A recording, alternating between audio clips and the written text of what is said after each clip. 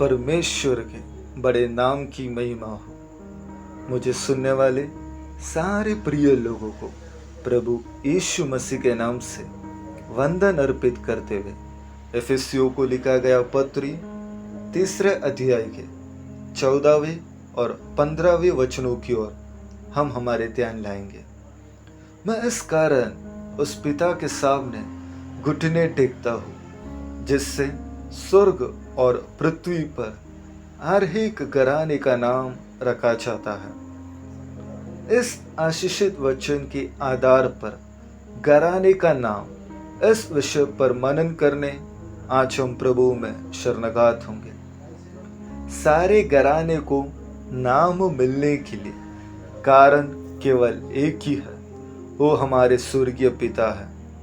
उस पिता के सामने घुटने टेकने के द्वारा उस पिता की ओर से खास आदर के योग्य नाम हर एक घराने को इस जगत में प्राप्त होता है।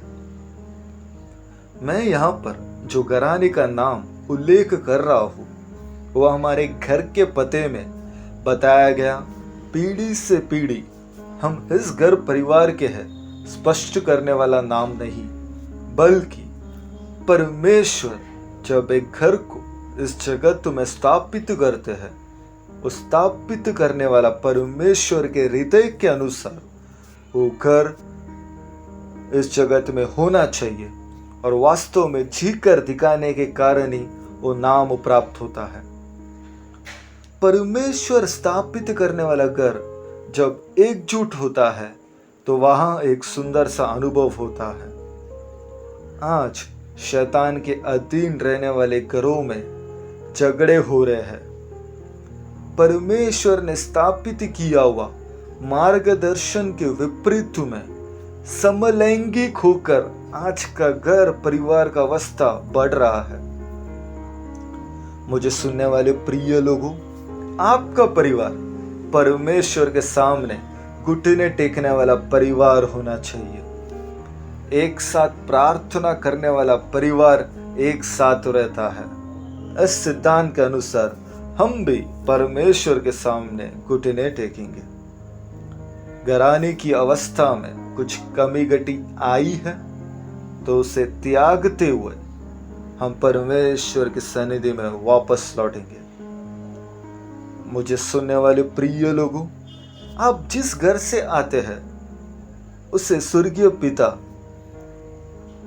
वो परमेश्वर उस घर को एक सुंदर सा घर, प्रार्थना करने वाला घर, दूसरों की नामधराई नहीं करने वाला घर, परमेश्वर से वास्तव में भय करने वाला घर, परमेश्वर के नाम के लिए खर्च करने वाला, परमेश्वर के लोगों को और परमेश्वर के दासों को आदर करने वाला, परमेश्वर के नाम के लिए प्रयत्न करने वाला, परमेश्वर के राज्य के लिए मेहनत करने वाला घर, इस स्थिति में घराने का नाम जानना चाहिए।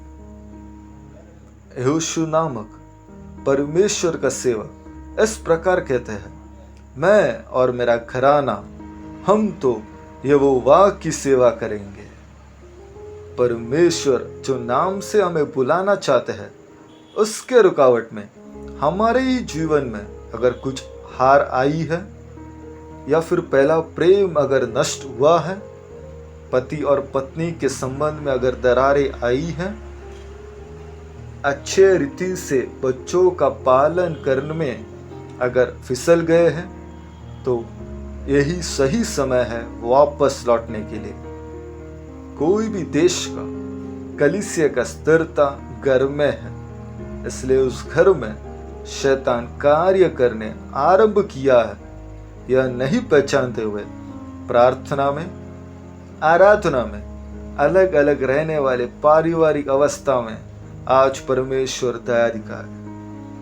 आज सुबह यह वचन सुनने के द्वारा परमेश्वर के सामने घुटने टेक कर क्या आप लोग प्रार्थना करोगे? हे पवित्र परमेश्वर, स्वर्गीय पिता, आपने हमें जिस घर में रखा है, आपने हमें जिस नाम से बुलाना चाहते हैं उसके अनुसार जीने हम अपने आप को पूरी तरह सौंपते हैं। हे परमेश्वर, आपको सच्चाई से सेवा करने वाला परिवार होकर उस रूप में अब हमें स्थिर रखना, यीशु मसीह के नाम से ही, आमीन।